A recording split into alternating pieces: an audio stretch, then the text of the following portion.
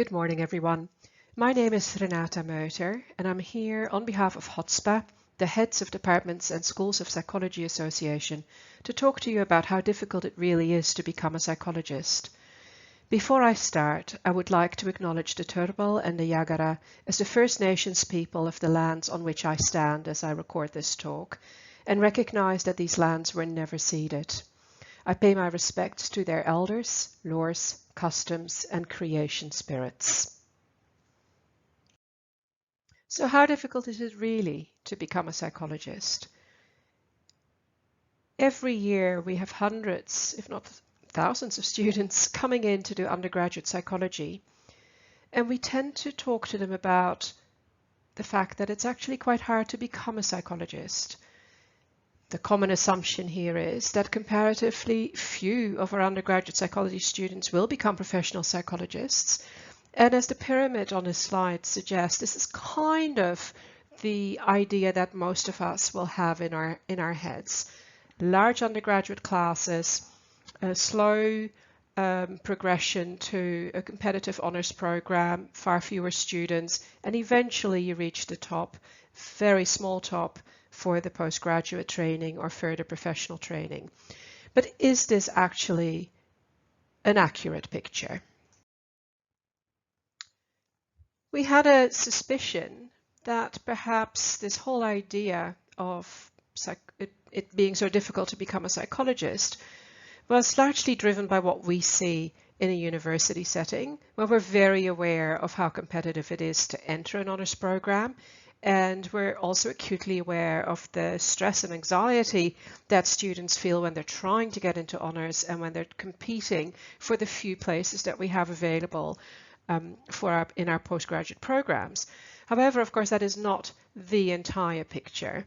And we also need to look at the training pathways that currently exist and how students are able to convert, what actually does happen when you look at this. So HOTSPA decided to look at the data, and we made some basic assumptions when looking at this data. We requested EFTSL data, that's the equivalent full-time student load from the Department of Education, Skills and Employment. And we got the data, which is what we are reporting here, from 2019. The first data set is the total EFTSL for 3-year psychology undergraduate degrees, and that's close to 20,000 EFTSL nationally. The first assumption we're making here is that you roughly split that equally across the 3 years of an undergraduate degree, so we end up with 6,632 EFTSL at each year level. So what that then means is that perhaps it's a slight overestimation because there, of course, is attrition along the way, but let's assume that means there's 6,632 students in third year who are aiming for an honors program. Then we looked at the data for the total EFTSL in honors programs, and that was for 2019, 4,137 EFTSL. So that then means if we assume that an honors program is typically 1 year full time, there are 4,137 students, at least there were in 2019, doing an honors degree. If you calculate that, it turns out that 62.4% of our undergraduate psychology students successfully convert to an honors program. And there's more good news. Honors programs are increasing in size. So in 2019, there were 4,137 EFTSL, and compared to just 1,450 EFTSL in 2010. The assumptions we made are quite big assumptions. So for example, the undergraduate EFTSL we talked about in the last slide includes students in other degrees.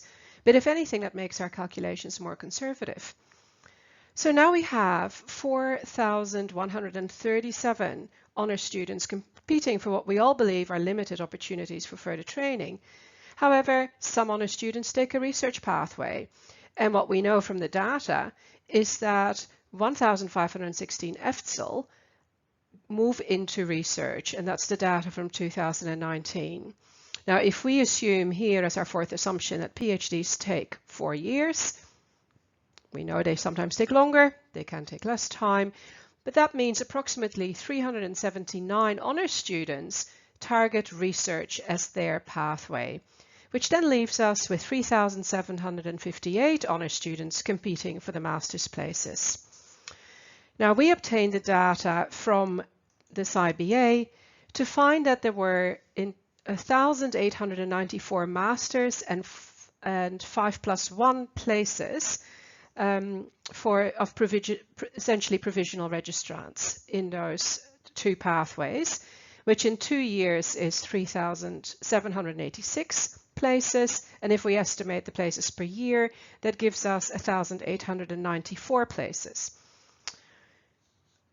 What that results in is a conversion rate from honors based on those 3,758 students competing, which is actually 50.4%.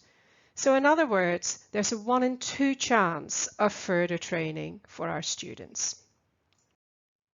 A better than 50% chance to become a psychologist for our honors students is an excellent outcome, but the numbers are actually better, because if we take into account the 4+2, which is still current for 2022, with the last intake now happening, this will be phased out completely only by 2029, and the 5+1 is set to take its place, and the full potential of the 5+1 is not yet realized. If we then take as the registrants, and we got that data as being 1,716 registrants in 2019 in the 4+2, we can then assume that that's 858 registrants per year, so individuals entering that program per year, for a total number of places of 2,752 that we're now competing for. So that includes the places that are available in the master's programs in the 5+1 as well as the 4+2. We then find that the conversion rate from honors to a position as eventually a psychologist is 73.2%. In other words, a 3 in 4 chance for further training to become a psychologist. So what is the chance really of becoming a psychologist? If we multiply the conversion rates, we see that the probability to convert from undergrad to honors is 0.624, and we multiply that by 0.732, which is the probability of converting once in an honors program to a master degree or to professional training. We find that the chance of becoming a psychologist is 0.456. So in other words, an undergraduate psychology student has roughly a 1 in 2 chance of becoming a registered psychologist. So rather than telling our first-year students that it is very difficult to become a psychologist, we should highlight the pathways from the beginning and explain how these create opportunities for them. A 1 in 2 chance is a pretty good chance of becoming a registered psychologist.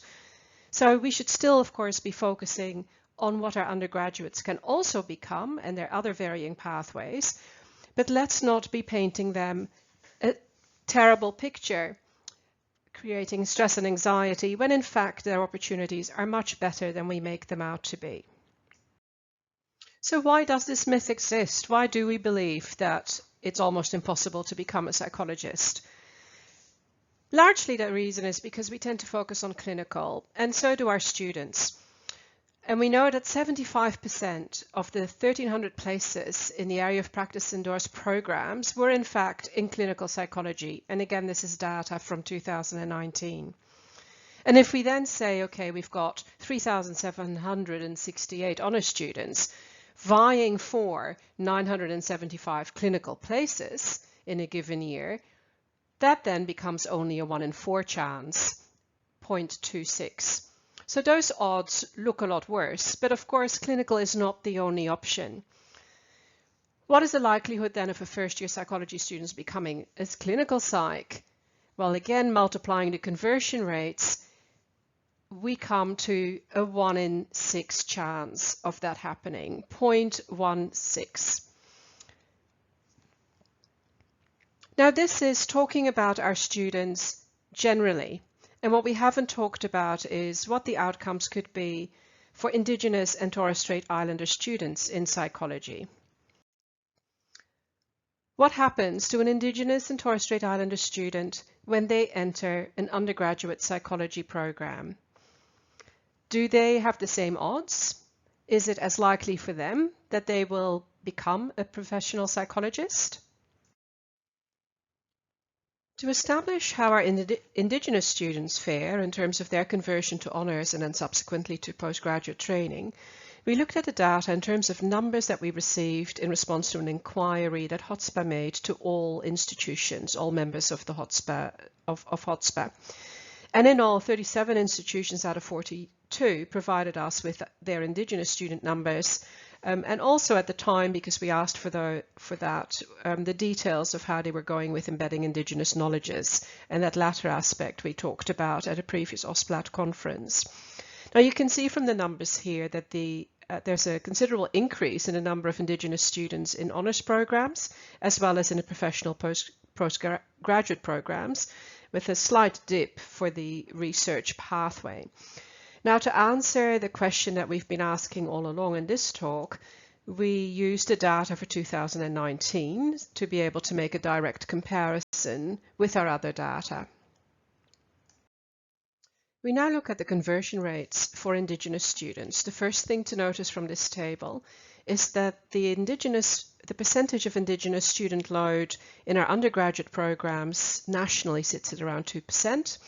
In honours, it sits at around 2.59%, in our professional programs at 1.85%, and in research, it's 4.49%. What does that mean for the conversion to psychology? So the conversion for Indigenous students from undergraduate into honours programs works out to be 47.9%. So almost half of the students successfully convert to an honours program. Of those who make it into an honours program, their conversion to a professional master degree sits at 80%. For those in honours wishing to do a research pathway based on the numbers we have, that conversion rate sits at 7.4%. So overall, undergraduate to honours conversion for students in general is 62.4%, which means that for our Indigenous students, their conversion from undergraduate to honours is actually quite a bit lower at that 47.9%. Honours to the master programs overall, nationally our numbers sit at 73.2%, and that includes the 4+2 programs. So for our Indigenous students, the conversion to master level training is actually higher than for our overall numbers at 80%. And of course, you will have picked up that the conversion into a research pathway for Indigenous students is just a bit lower than the conversion rate overall, which sits at 9.2%. So what does this data tell us? What does the future hold for psychology for our undergraduate students? First of all, we saw that honours programs are actually increasing in size quite considerably. There's a significant increase in EFTSL from 2010 to 2019. In addition, the number of professional programs are increasing overall, and currently we have 26 5+1 programs, and these are set to fill the gap that will be left by the decommissioning of the 4+2. We also know that bridging programs are increasing.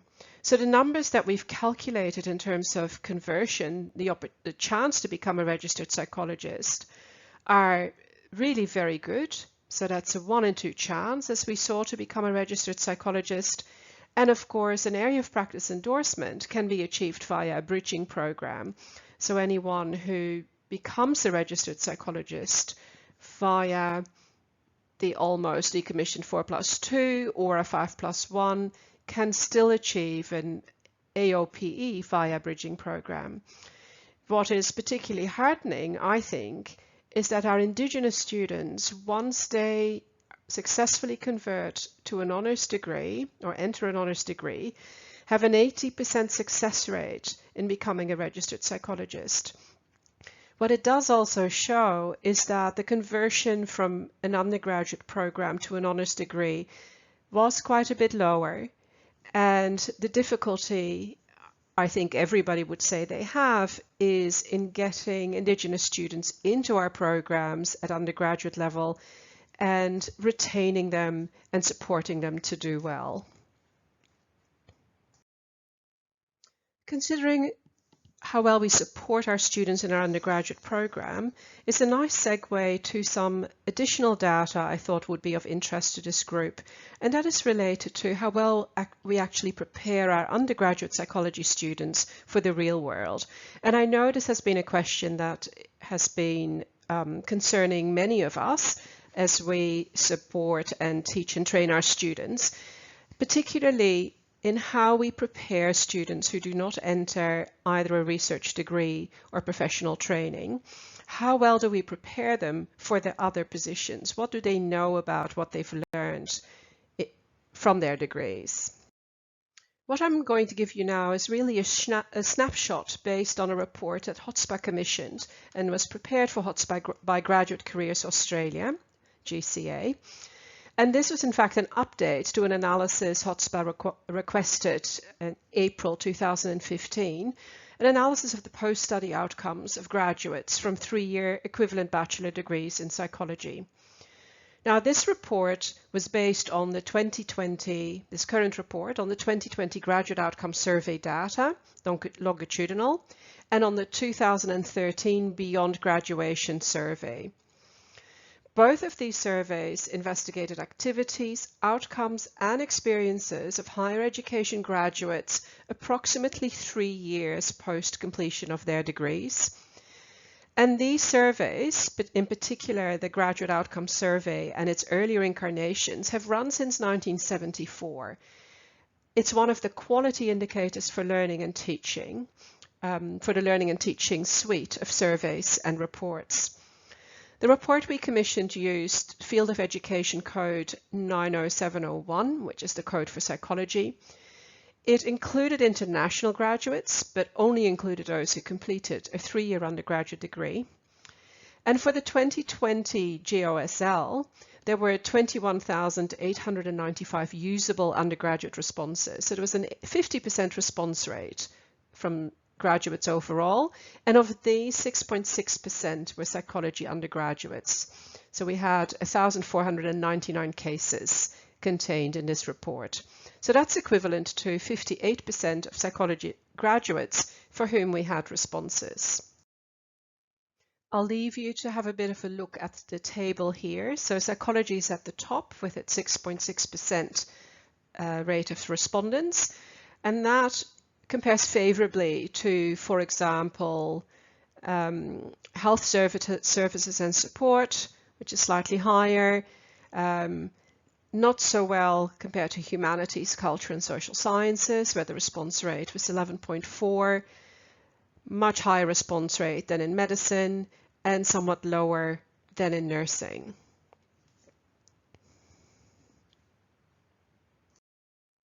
What was heartening to see as part of the graduate outcomes was that 87.2% of our respondents were in full-time employment, which was up from 62% in 2017. And there was also data in relation to the rating of the importance of their degree to employment. And you can see from this table that in 2020, if you combine very important and important, 53.8% of respondents judged their qualification to be very important or important to their full-time employment, which is slightly down from the 59.6% who judged their degree important or very important in 2017. What is more interesting is how they judge the relevance of their employment to their degree. So in our recent report, 71.9% of our respondents judged their employment to be highly relevant versus 47.8% in 2017. This next slide looks a bit busy, I apologize. This is one that shows the graduates' average ratings of their attributes in relation to their study area. So what I've done here is I've circled in red some of the numbers I'd like you to pay some attention to. I've asterisked engineering, health services and support, and teacher education because the number of respondents in those areas were roughly equivalent to the number of respondents in psychology, so we have a bit of a clearer comparison. And I've put rectangular blue markings around medicine, nursing, pharmacy, and rehabilitation because these are professional degrees, just as a comparison.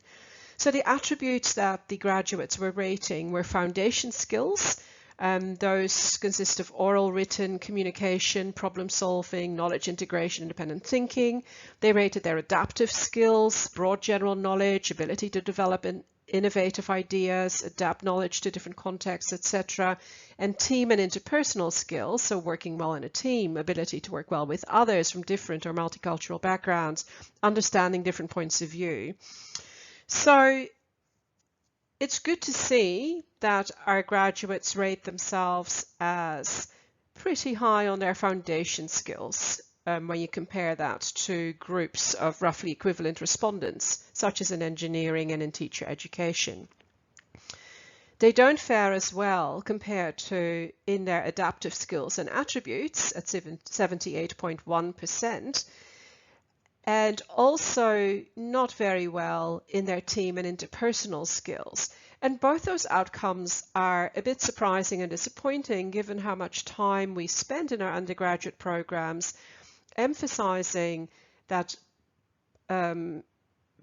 ability to do critical analysis and to work together on group projects and so on. And of course, the comparison with those programs that really train for a professional degree is also quite stark. It's not so different, perhaps, when it comes to foundation skills, but our graduates judge themselves much poorly by comparison in their adaptive skills and attributes and in team and interpersonal skills. What the data also showed was that our students rate the teaching that they receive very highly. So what does this all mean? What is the verdict? It appears from this data that our students lack awareness of the critical skills that they have and the employability skills that we give them. And that's concerning, and that's perhaps an element that we need to work on a bit more. And I know a lot of work has been going into that and continues to go into that. Another ongoing issue, of course, we have is that we teach the discipline, but we also teach the profession. And so the students in psychology degrees, perhaps more so if they do them as part of a double degree or a dual degree, or perhaps as an embedded major, may have less of an association or less of an identity that's related to psychology, and perhaps are less aware, even 3 years out, of what they've actually learned that's relevant and that is a strength for them in their job and in their positions. Now, I suspect that we will see a shift that will occur with the increase in work integrated learning in our programs and with the increase in that focus on the basic competencies with the changes in the APAC accreditation guidelines in our undergraduate degrees. We stepped through quite a lot of data in a fairly short period of time, but what we can conclude from the data that HotSPA was able to obtain is that the chances to become a registered psychologist for an undergraduate student in a psychology degree are actually quite good. It's a 1 in 2 chance to become a registered psychologist, and an AOPE can be achieved via a bridging program. So we need to talk a bit differently to our undergraduate students, not only about what their opportunities are and their chances to become a registered psychologist, but also what their other pathways are and what it is that we're teaching them. What are the skill sets they will walk away with? The other thing that is really heartening is that our Indigenous students, once they get into an honours program, have an 80% success rate in becoming a registered psychologist. That is significant, and that's a higher percentage success rate than for our students overall. What we need to be working on a lot more perhaps is attracting Indigenous students into our undergraduate programs, keeping them there, but also supporting them to excel so that they can get into an honours degree and we can convert them successfully to become a registered psychologist. Now, the numbers that I showed you will increase as honours programs continue to expand and as more 5+1 programs are introduced. Now, the other thing I should say, of course, is that all the numbers that I talked about are numbers that are national, they're average, and of course they will vary by state. I didn't break it down to show you what it looks like state by state, and it will look a little bit differently. Now, with the last data that I showed you in terms of the graduate outcomes, there is an uncomfortable disconnect that remains between what we know that we teach our students and their own awareness of the skill set that they take away with them. And as I said, with the increase in our work-integrated learning and with our increased focus on teaching our students some basic competencies, some of that awareness, I would hope, will be much better when we request this data again in the future. Thank you very much. I'm happy to take any questions.